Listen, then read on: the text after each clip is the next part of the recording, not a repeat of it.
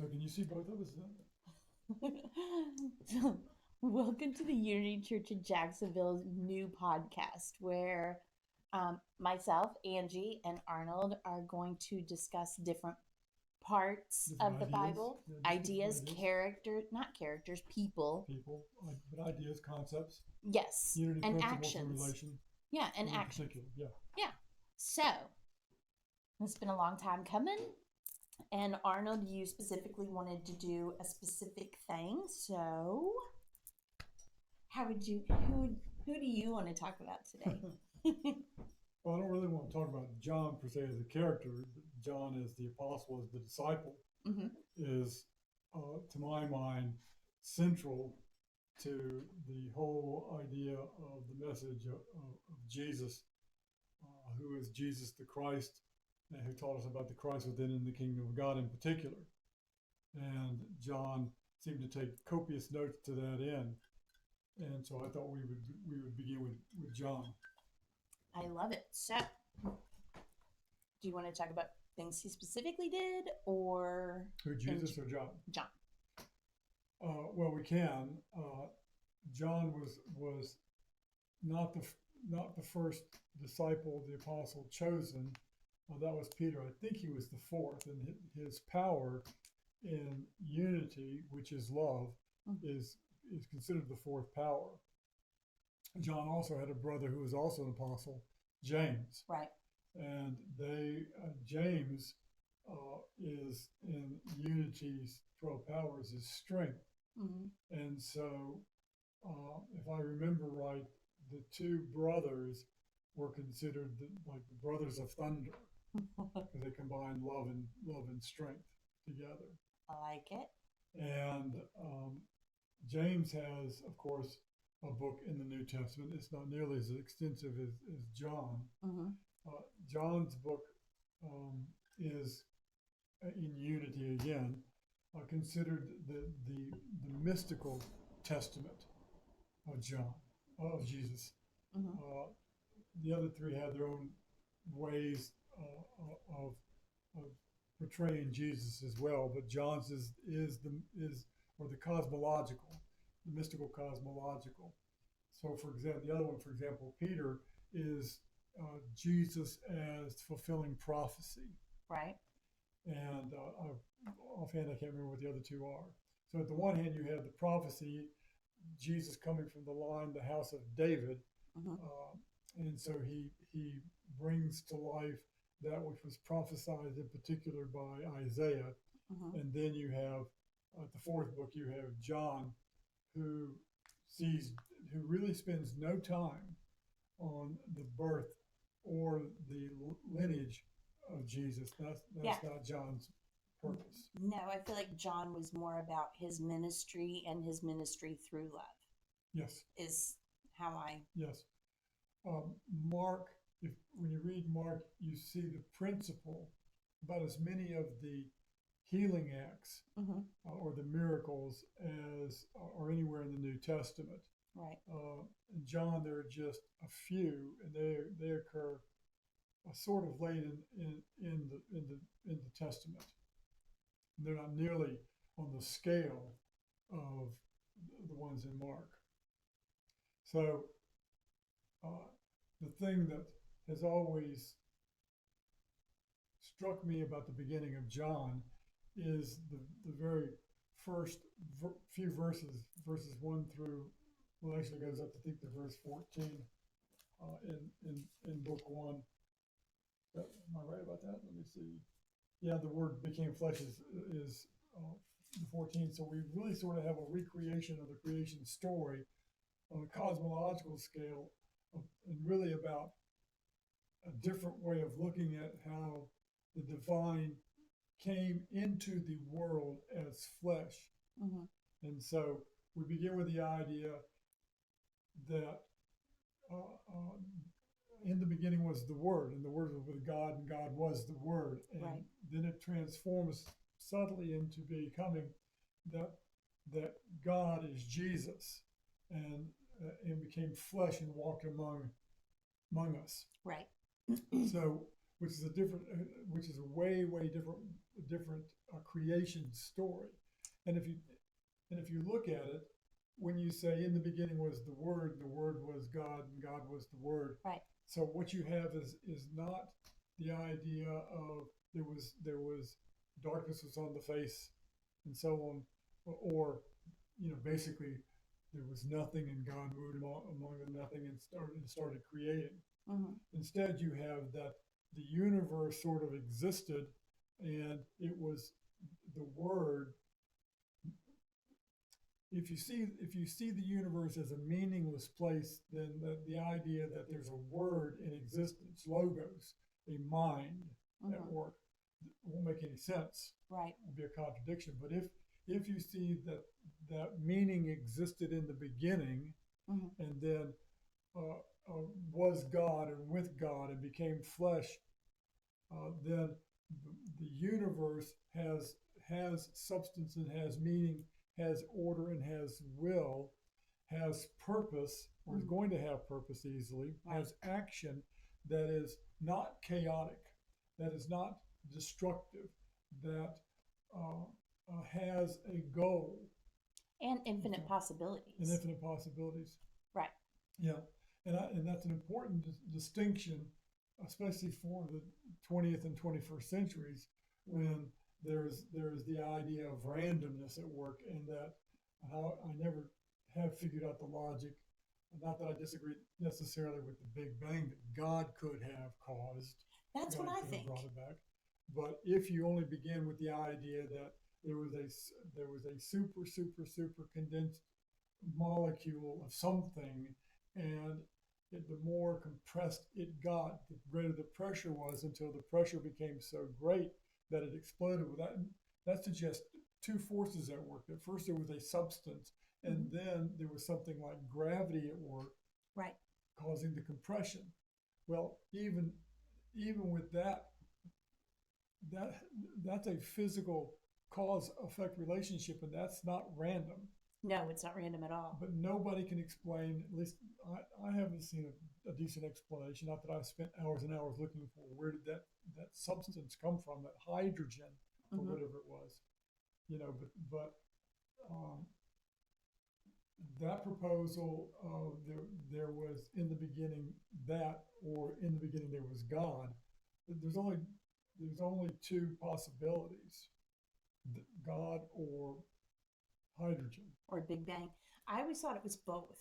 And that it kind of confused me when I was in junior high school and people were either Big Bang or God. And I'm like, why can't it be both? Why couldn't God have created the Big Bang to make his creation? Yeah, well, I personally agree. It seems to me it's a both and, or and both point of fact. But as I've said recently, my personal understanding is that God as consciousness, as energy, conscious energy. A lot of folks now think in terms of the atomic structures, subatomic and so on, as information vibrating.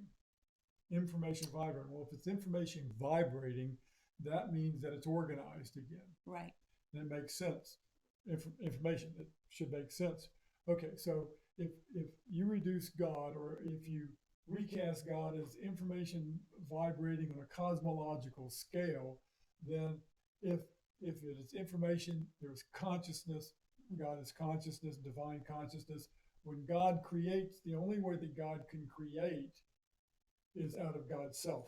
Yes. And so everything, as we say in unity in the first principle, God is in everything, everywhere.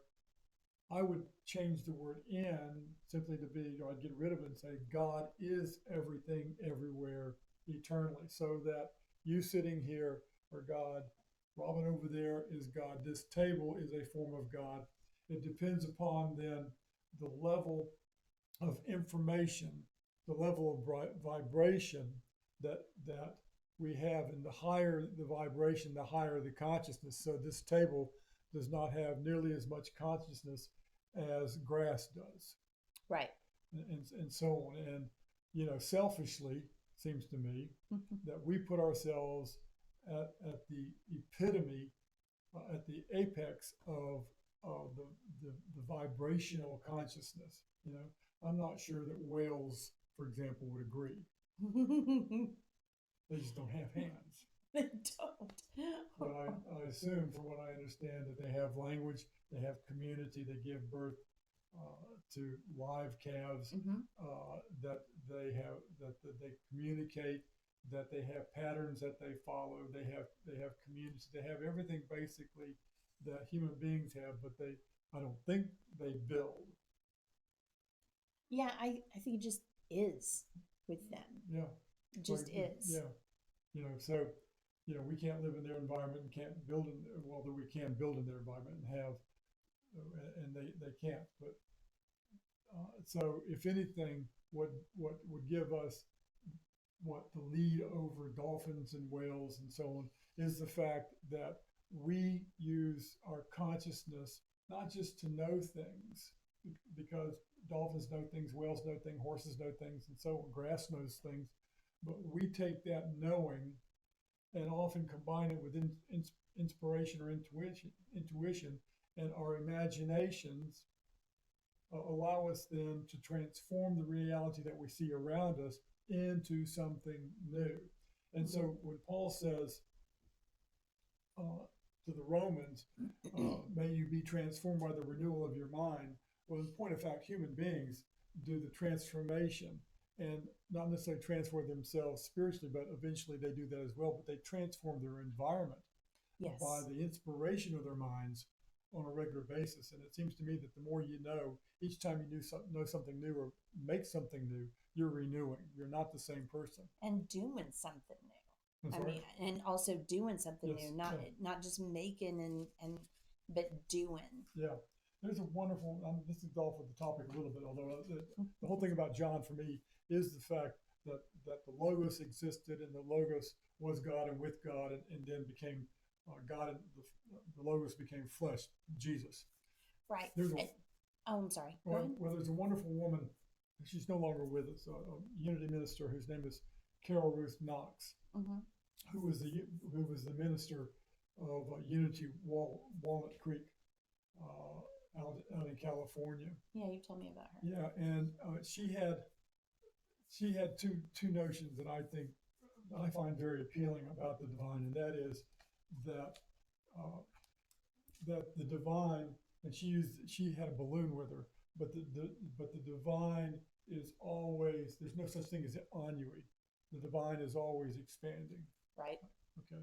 Always expanding out, and so that growth, that process then means that more and more knowledge, more and more creation is occurring on a regular basis.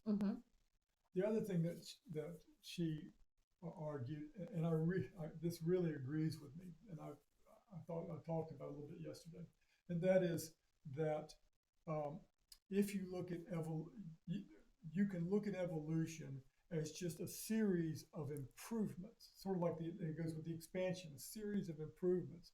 And just by way of example, the 10-pound brick phone, mobile phone that we had available to us, I guess, in the early 90s, has basically become a combination that finds itself in this watch on my wrist. Yes. And so it gets more sophisticated as we learn more, and can then take what we learn and make use of it. And so, so not just with our mechanical, the cars are far more complex, and planes are far more complex. Yes. Our computers are far more, but we have for time immemorial been tampering with nature, and so that I can't remember the exact number. I can't remember if it's hundreds or 1,000, but the original apple was about the size of a ping pong ball, crab apple. Yeah, I think I talked about this with my dad. Yeah. But I think we talked about this. And people then, I don't know if that little crab apple was a sweet enough taste, but people, their inventiveness being what it is, maybe they wanted to have it last longer or to grow in a different season.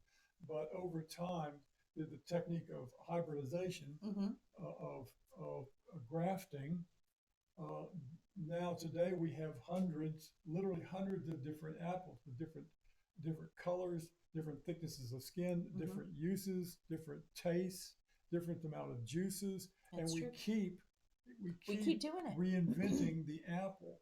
And so again, the godness of the apple keeps expanding, and we're really no different. No, we're not. We may not, so I don't have any problem with the idea that my distant ancestors came from the veldt of Africa and were about half my size and had a different configuration of face, and um, were probably much stronger than I, but much more short-lived than I am.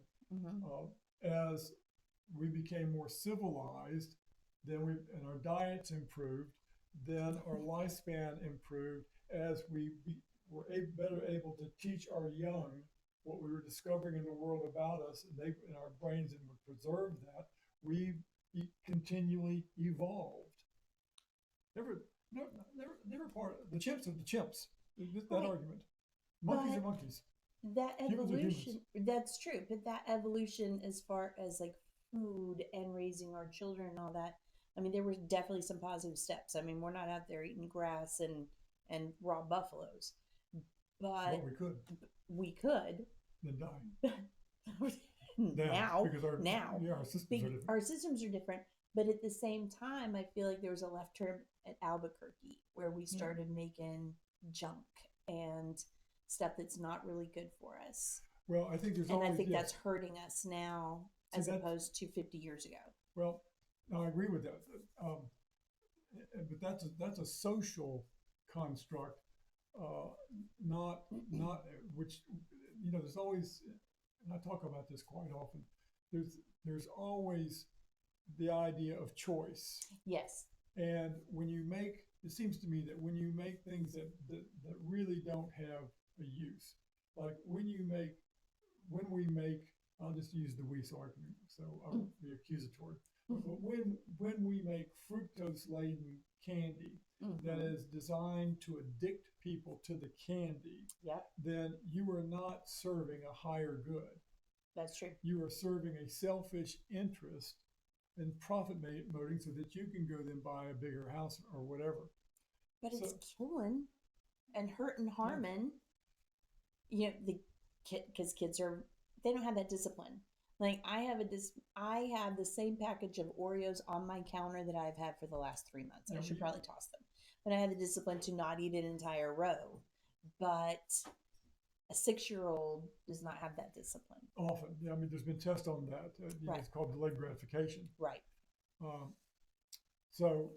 But that's right. So the idea that at one point of somebody who created the Oreo cookie probably was in a kitchen in a home somewhere and did it for himself or herself and their family, and maybe then their neighbors, and then got the idea, or somebody saw the potential commercially for that. That's not evolution. No, it's not. Or maybe it is, but on the negative side of the pendulum. Well, I don't know that evolution can be negative, but it certainly is. Like when you have,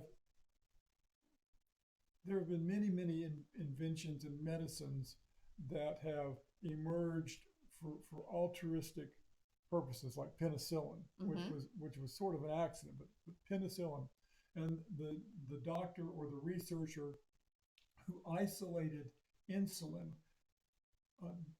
did not, if I have my facts right, did not take out a patent on it because he did not want any company to be able to make a catastrophic amount of profits off of insulin. Insulin was supposed to be for those folks who were diabetic and needed it. Yes. And so that served a higher good. And then somebody came along and saw that there was a market potential, and took a $25 prescription and was charging what, $750 or $1,000? Yeah, something like that.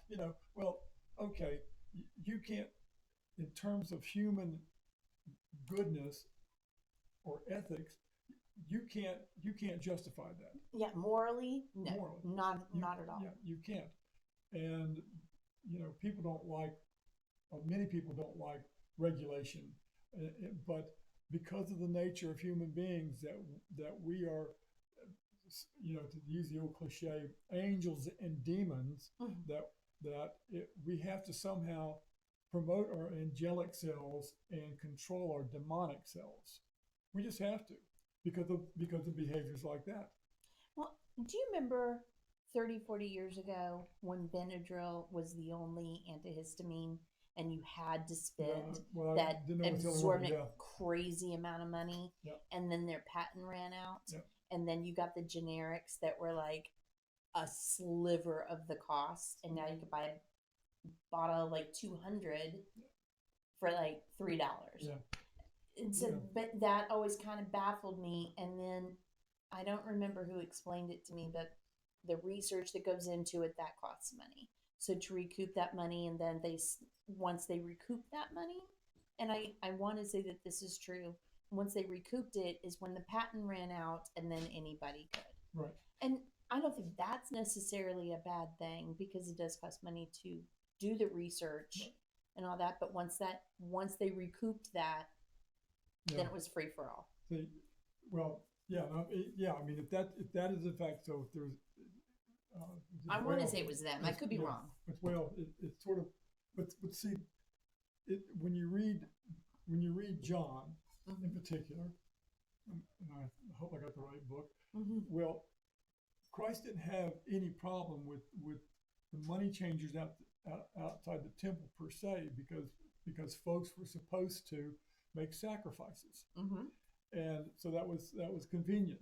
What he objected to was the piking that was going on, that the money changers were cheating the people, Right. so, so his anger was directed at the cheating, Mm-hmm.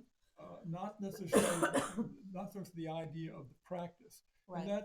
And and so that's where we are. So there I can't remember the name of the hard drug. There's a standard hard drug that's been around a long, long time. I think I've got this right in terms of being a hard drug, but a company changed a molecule in the hard drug and could take out a patent on it, Mm-hmm. and then charge an arm and a leg for it. Say what? I mean, that's the money changer idea. There was Right. no good reason to do that. You did not improve that drug. Right. The story of Jesus over and over again through John is one of love. And Mm-hmm. I'm going to change some verses in terms of their tenses someday, so that John 3:16 is going to become, not. I mean, in the Bible, even in all the translations, is God so loved the world that He gave His only begotten Son, and I want it to be that God so loves the world that He gives us the Christ over and over again. It's a present tense going on. It is, because it's constantly happening. And that's an expansion thing again. Right. So, and just one other point about the idea of God creating everything out of God's self, so that we, as Jesus said, we are the light of the world. Don't you know that you are gods? You are people of the book of God. You are. Don't you know that you are gods yourselves? Well, yes, we are God's stuff. We are God's stuff. The thing that we've been endowed with, my goodness, I don't know how many times, I guess I'm going to say this till into my life, and that is that as to make us truly free in our godness, and so we can reflect back to God what God has given us. We have free will. Yes, we do. And not that you have to be, going to church from the time, that you're so rooted in the church that you can't see the outside world or engage in the outside world, but that you come to understand yourself. The Jews, it's bar mitzvah, 13 years old, basically. Mm-hmm. And so then you're supposed to be the age of accountability. Mm-hmm. Well, that sounds like you're getting in trouble. It's really what we said about the 18th century, that it's the age of reason, when you can discern what is right and proper, right, and what is not. and you choose the right and proper. I think it's when you're also finding what your own moral compass is, Yeah. where your values lie. Because, our parents teach us, our parents, our grandparents, our church people, the grown-ups that we respect, but we also have to find our own way that works for us. Yeah. And I think the situation is going to be different. Absolutely, because the times are different, evolutions are happening all the time. Like, my childhood is not the same as my children's. There were no cell phones, there was no internet. I was an adult before the internet was out there. So it's different. And I think with every generation it keeps doing that, where technology is better, faster, stronger, smaller. And like, when I was a kid, I never thought in a million years that I would have a Dick Tracy watch where I can answer my phone on my watch. I agree. That it and touch screens, that was like some George Jetson stuff, but right. We have it now, and our kids don't, like my children don't know any different. Right. And so their mindsets are different. Yes, very different. Which hopefully I've done a good job. I feel like I have, but we only know by their choices. We know by their choices and the people that they are, that I've done a good job in laying a moral foundation. The thing that I admire about Jesus is this, that he moved among ordinary folk, yes. daily folk. And that as he moved among ordinary folk, he saw to their needs. He saw to their interest. And even though he spoke in mystical terms for his teaching, he spoke in language that they could understand.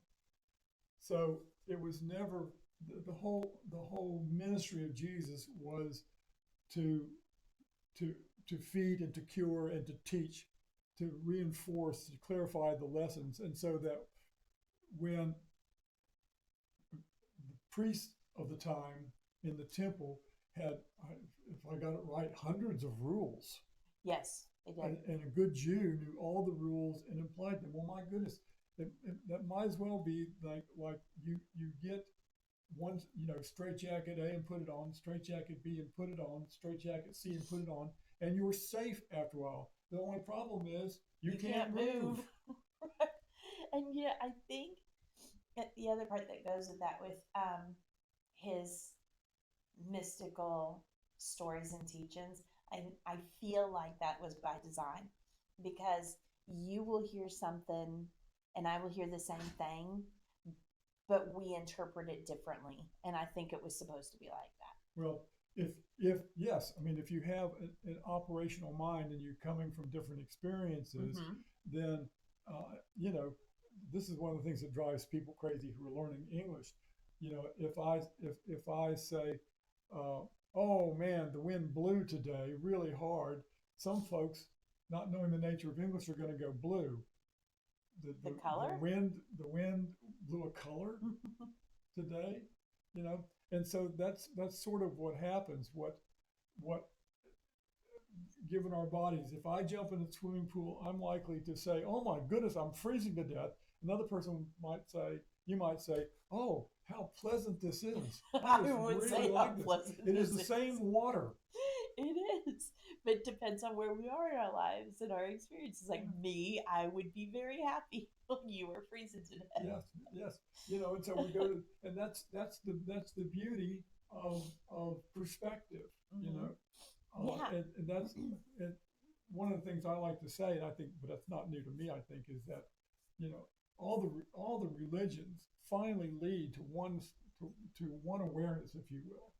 They use different words and so on, but almost every religion has a commandment, if you will, against killing, indiscriminate killing. Yes, I feel like all of them do. Yeah. Well, some societies have less categories for, if you will, inappropriate behavior than others. Like there was a time when it was eye for eye, right? And before Yes, that, it was eye for either, eye, tooth for tooth. yeah. Yes. And somebody told me yesterday that the one punishment for killing a person was that you took the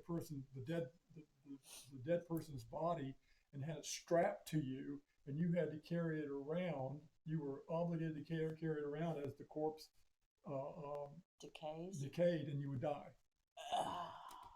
Now, I'm telling you, human beings can come up with funky punishments. That feels barbaric to me. Well, see, so that's really extreme.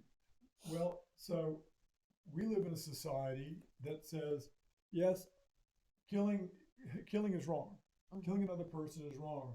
However, we also notice that there are different circumstances in which death occurs require a more nuanced approach to how we feel about that. Because sometimes, if you come to the defense of another person and kill an attacker, it's justifiable. We call it justifiable homicide. Right.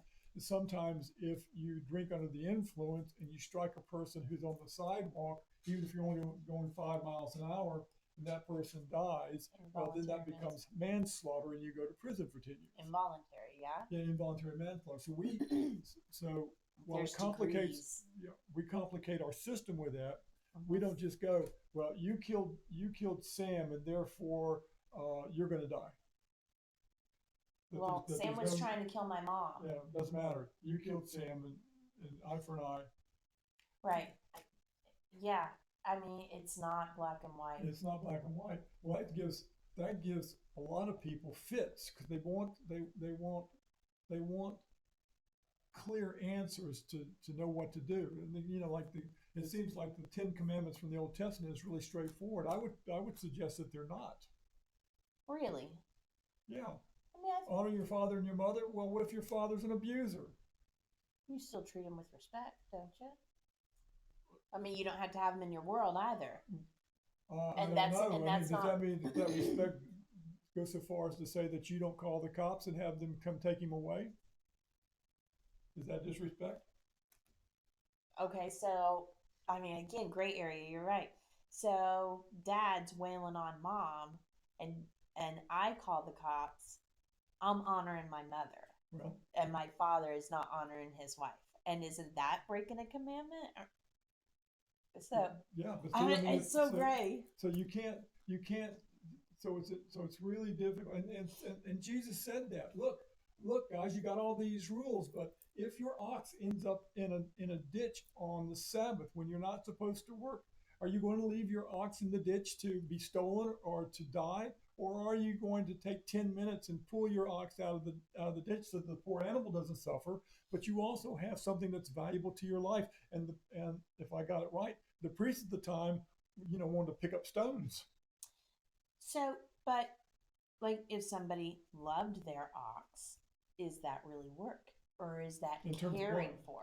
And like, let's say my ox is my pet, but it's a working pet. You need to get it out of the ditch. Is that really work, or is that an act of love? Well, it doesn't really matter. You were not supposed to engage in physical activity on the Sabbath. You weren't supposed to walk into temple. You weren't. That was different. You were not supposed to heal on the Sabbath. He got in trouble constantly for healing people on the Sabbath. He did, and I find that so ludicrous. There's something I wanted to circle back to that you had said, that you just reminded me of when you had said that the New Testament is a new beginning. Mm-hmm. Yeah, pretty much. It's based on a different concept, but it's a new beginning. But is it, or is it like next chapter, next level beginning? No, I don't think so. Okay. Because now you have to remember that Jesus was never a Christian. No, he was Jewish. Yeah, he was Jewish. He stayed Jewish. Right. Okay. Christianity didn't come till after his death. And when he said, and so he was simply bringing clarification. And these laws. The laws were made for man. Man was not made for the laws. There's a clear distinction. Right. And the era that he was born into, and it was also a conflictual era because of the Romans who were on the march worldwide, made it incredibly difficult to to do things that just were commonsensical things. Right. And so, in large measure, what Jesus did was sort of like, clean house. The house is still there, Right. but he cleaned house and he painted the rooms and he bought new furniture. Made a new environment. He made a new environment. And so, after the crucifixion and the Annunciation, and he said to his disciples and the people that were more than just the disciples, he said, you will do what I do and even more if you believe. And he said, believe in me because, as John portrayed him, he was God made flesh. Okay, well, if you believe God is there and God is doing the work, and Jesus kept saying, these things I do, the Father does through me. I don't do them myself. I'm just Jesus of Nazareth. Right. Okay. So. And I struggle with that. I have struggled with that my entire life. That particular verse, anything that I can do, you can do, and more. I feel like for me, the way that I grew up in Church of God and Methodist before I wound up here. And Church of God is an offshoot of Mennonites. So I believe that I've always been taught, and it's very difficult for me to kind of get away from that. But God is up here, and Jesus is his son, and it's almost blasphemous to put yourself on their level. What do you think the people think when I say we're God stuff? You know what? But that makes sense to me, and I'll tell you why. Because of communion. Yeah. And communion was a metaphor, if you will, with the bread and the wine. This is my flesh. This is my blood, and you intake that. So he is in us because we have ingested that, and so he is in us. He's a part of us. It makes our cells go, and all of that. That part makes sense to me. That he is a part of me. He is in me, so I am a part of him, and therefore you're part of God. And so yes. But am I ever, I feel like that there's this righteousness up there. And I feel like if I say or believe that I'm there, that my ego is coming in to say that I am righteous. Well, do you know what I mean? Yeah, but you don't have to parade it. You just have to live it. That's the difference. Just to walk the walk and not talk the talk. Jesus didn't go around going, I'm son of God. Everything's really good. I can turn water into wine. I can kill at Mary's request. I can kill all trees just by pointing at them.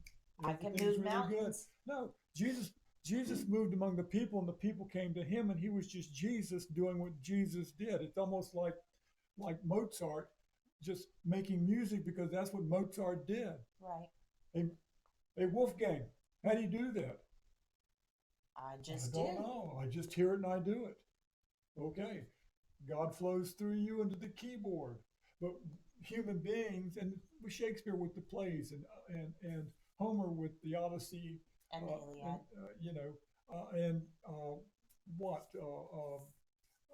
other Beethoven and so on, who couldn't hear it and felt the vibrations. Teeth on the piano. Yeah. So and Da Vinci. Yeah. Who's just polymath, and Paul McCartney of the Beatles, who can play like 15 instruments and sings in 5 or 6 different keys, and right. But, and so what we do, this is I think our mistake, is we turn those people into demigods. Yeah. Okay. They are heroes, and I am in admiration of everybody you just said. So instead of appreciating, if I can use this word, instead of appreciating the product and what the source of the product is, and the vessel then that creates the product, what we do is we focus on the vessel. Yeah. You okay? Yeah. We hold them up higher. Yeah. And make them something that they're not. We have made Jesus what Jesus is. How do you not? You know what I mean? Jesus didn't ask to be made what Jesus is. That's true. I mean, he walked the walk, but he also talked the talk to teach. Yes. And he showed people, and he did. He walked amongst Like Look the at best and the look at worst the of us. cottage industry. Not even a cottage industry; it's a multi-billion-dollar industry. You know, I listen occasionally to K Love on the radio. It's a Christian rock station, and Right. I like the tunes, and I like the songs. I don't. I have trouble with, given my orientation to Jesus and the divine, coming out of unity, coming out of new thought. I have trouble with the constant praise of Jesus. Jesus did not ask for that. No, he didn't. You, I think it made him uncomfortable from well, that's what you my say. interpretation, I mean, he would say my that, perspective. you're the Son of God. That's what you say. You know, Jesus recognized who his Father was, but he did not go around. He did not, at least as far as we know, he did not go around blowing his own trumpet. Yeah, no ego. He did the right. If you do the work, you know, then the result follows. Well, so if you're going to make if you're going to do, okay, see, to my mind, to go back to your point about I think you were making a point about Jesus doing, you know, miraculous healings, or it's just there, right? Well, in point of fact, today, given what happens in medicine with surgery and with medicines and so on, they must look miraculous. Yes. Okay. It's just that, well, quite often Jesus didn't touch. He just said, you know, you're well. That's true, with faith. They're with faith. Right. And so what Myrtle and people like Joe Dispenza and other people that I don't know have, and what Mary Baker Eddy, with Christian Science knew from the New Testament and what Jesus did. One thing we don't see is Jesus curing himself of a cold or a blister. We see him doing it to other people. What happens, like with Myrtle Fillmore, she healed herself. And what happens with Joe Dispenza's technique, which is basically the same as Myrtle's, it just has a more scientific bent because he likes to take measurements, so he wants to be able to repeat it, right. Is that the people heal themselves. And Jesus healed others. In Christian Science, parents with sick children don't themselves do anything to heal them like Jesus would do with children. They expect somehow that the divine is just going to intercede with the child and heal them. Now, if the child doesn't, now I'm speaking way out of school, because the child might be taught to meditate and pray and so on, but the healing that Jesus did was only miraculous in terms of how does this energy work, that he would use prayer and meditation and call forth the power of God, which is all around us. Doesn't seem to me to be so absolutely mysterious. I mean, how do you, just for example, how do you explain that you can put Bonnie's heart into Betty, and that heart that was Bonnie's will start beating? Right. How come that heart's not dead? Education over the years? Well, yeah, I know, but I mean, if I were 19th century. Right, if you were 19th century, that would be like mind-boggling. Yeah. See, and we don't know, and again, with Knox's idea of expansion, you know, it's going to continue. Now we have, I think God only knows if we better get control of that pony. Now we have AI, who's already come through with some scientific restatements, if you will, refinements that it took scientists months and months and months to come up with, and it came up in 6 weeks. Right. So we're about to enter another brave new world. We are. I mean, a new era is happening. I feel like with the stuff that I'm seeing around me, all of the new things that are happening and how they're intended for such good, amazing stuff, and then you have these people, this certain small group, that make it nefarious. We're always known by the bad apples. Right. I mean, we don't really pay attention to all the disciples, do we? but No. Judas Iscariot gets a starring role because he's the villain. He is the villain. But you know what? He had to be. He had to be. And Jesus knew it and he accepted it. And weirdly, I feel like almost welcomed it because it started the domino effect. Well, yes, It had to happen. It had to happen. But my point was about knowing folks. We don't know a whole lot about James, and we don't know a whole lot about Judas's replacement, No, Matthias. I thought it was Matthias. We don't know because we know at Pentecost that they went and the angel of the Holy Spirit descended upon those apostles who were hiding. Yeah, they were in hiding out of fear. Yeah, again, they were hiding again. Again, that is correct. See, I mean, we don't talk about much about, and maybe there's nothing to talk about, that Peter denied Jesus as Jesus said he was going 3 times before the rooster crowed. But then it basically switches to the foot of the cross where John with Mary Magdalene and Mary is, and was James there as well? I thought it was only the 3 of them. Yeah, I could be wrong, but right. I feel like it was the 3. So but we do know this about the others. They went into hiding behind locked doors because they were afraid of being arrested and blah blah blah. Right. So does not speak well of people who were supposed to believe and be followers.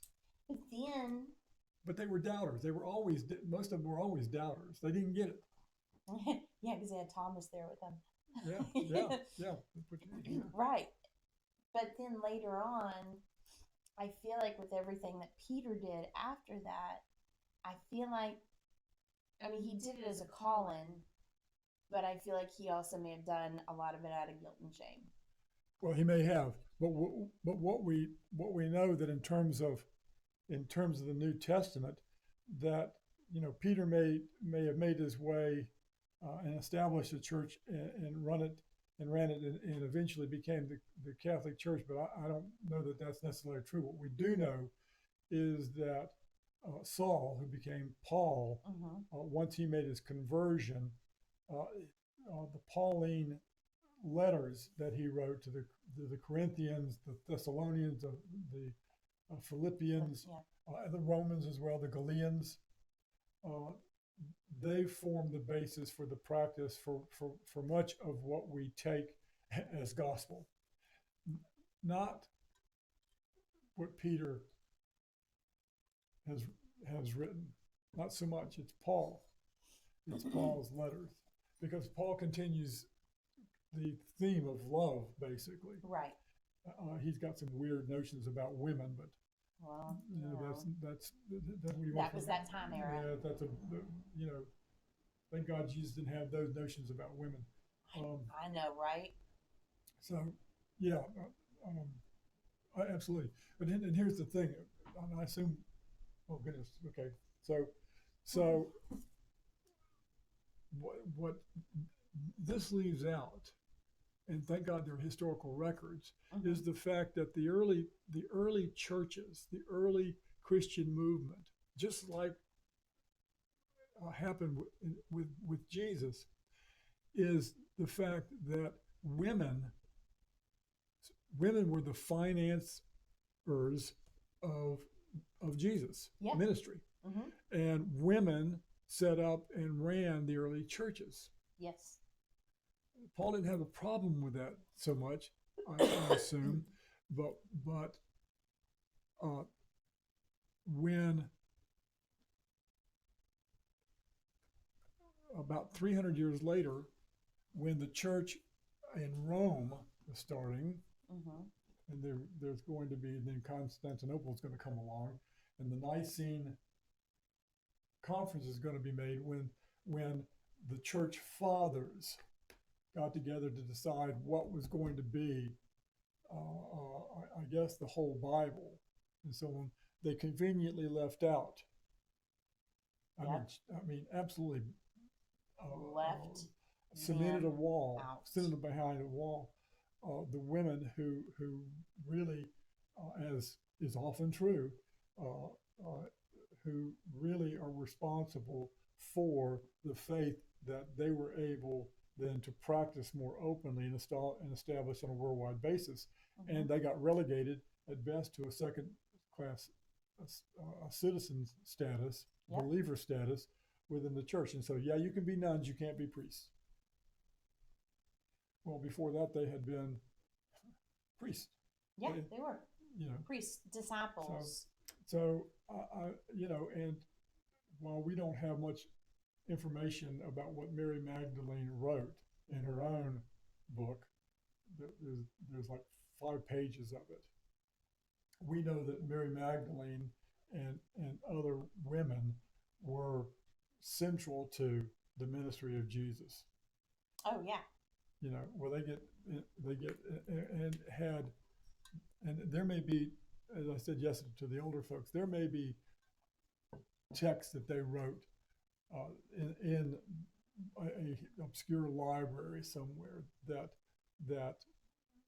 it would be wonderful to see them in the light of day and see what their experience was and their perspective was, and what the Christian religion was becoming before. What is becoming before the men did what they did? Well, before the leaders, before it became rule-based again. Right. So the whole bit about John and Jesus, according to John, what he shows us is Jesus coming along and saying, yes, this is my Father's temple, this is the temple of God, but we need to change how it operates, and we're going to change it to have less law, if I can use that word, stringent law, and we're going to have more love, and the love is going to come. We will know what's right from communion with God through me, if you like, but communion with God direct if you want, to know what to do, how to treat each other, what needs to be done, what shouldn't be done. And we don't need 121 rules about how to prepare pancakes. And you know what? We don't need 121 rules to be kind and treat your brother as yourself. Yeah. Your neighbor. Yeah. The golden rule. I feel like the second commandment. The majority of religions in the world, that is the foundation. Yeah. Is the golden rule. We all just word it differently and teach it differently, but treat others the way that you want to be treated. Yeah. And that's the second commandment that Jesus left with him, which comes from the 10, but he also said that, which is not in the 10 from Moses, is to love God with all your heart, all your soul, all your strength, all your body, mind. I could go on. And the whole point is, if you want to know what to do, then go into communion with God and you'll get your answer. And some of them are just fundamental, The second commandment, love your neighbor as you love yourself. Don't steal from your neighbor if you don't want to be stolen from. Yeah. Don't talk badly about your neighbor if you don't want to be talked badly to. I mean, it's just common sense, really. It is. And the thing is, when you go in communion with God because you don't know the right thing to do, God puts things in us, like that gut feeling, the instinct. And if we are listening to our God selves, our inner Christ, we know the right things. Sure. Or somebody, or you'll pick up the newspaper and there's the headline that tells you what to do, or somebody will approach you and you go, oh, they'll say something to you. So anyway, I think it's time to wind this up. I agree, but one more time. It's delightful with you. It's very good. I love speaking with you. So I'm very excited about our next podcast. Yeah. I have a subject matter. I'm not going to let you know what it's about because I've learned something that I feel like that you may not have learned. There's much I have not learned. I am giddy. Okay, Professor. You stop there. So, Robin, would you go to feed? Are you going to go without saying the prayer for protection? Yeah, I guess we should say the prayer for protection. Thank you so much. This is the second time this week, girl. The production manager. Okay, so let's say the prayer for protection, and we say, the love of God surrounds us. With the light of God. Okay, wait. Right next to you. Take the light two. of God does surround us, and it does fill us up. But the light of God. It is right next to you on the wall. Okay, so redo. We're taking them all again. Okay, ready? The light of God surrounds us. And the love of God enfolds us. And the power of God protects us. And the presence of God watches over us. Wherever we are, God is, and all is well. Amen. Amen. There we go.